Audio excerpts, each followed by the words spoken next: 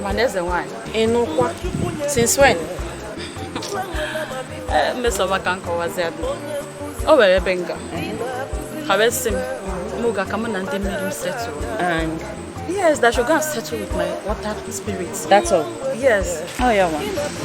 I cannot be eze wine. My dear, that you have been told to go and be at peace with your Ndimiri doesn't necessarily mean you have become an eze wine.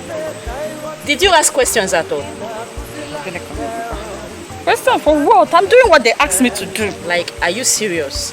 There are some people that when you are being told to go and settle or be at peace with your Ndimiri, you just need to go and be at peace with them. Then go and live your normal life. That doesn't mean you have suddenly become an eze wine. Everybody must not be an eze wine. Try to find out your own area of specification. Please. My own area of specification. Uh-huh. That is what I'm practicing. Says who? Settle it in the middle. Go your normal life. That is what I am doing. Hey, Uchimo. Yes, they asked me to go and settle with my indemnity, my spirit being. That is what I'm doing. That's what I'm practicing. This is serious. Well, like, seriously. Look, I'm not making it. Yeah.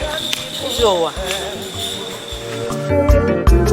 Mwachukunyala mami fe Njobojo Mwachukunyala gukwisi Njobojo Amomi fe no zulugaru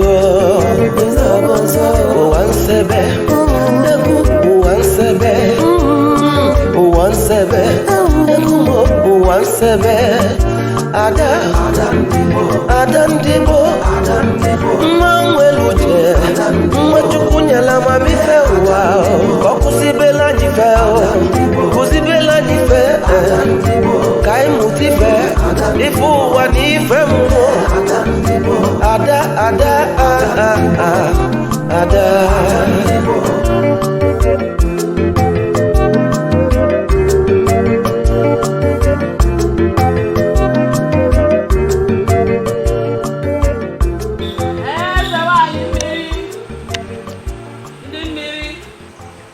More blessing.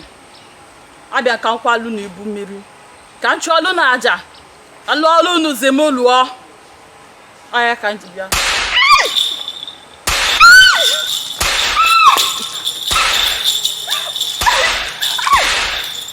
Go back. This is not what we are asked to do.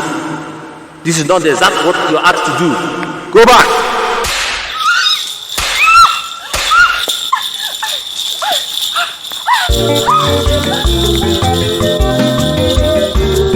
Ada